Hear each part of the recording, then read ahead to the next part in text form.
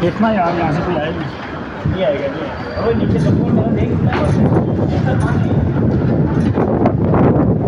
ये जी इस्लामाबाद पुलिस की,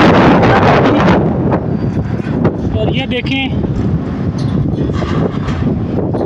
ये हमारी इस्लामाबाद पुलिस, मरियम नवाज़ और शहबाज शरीफ की पुलिस।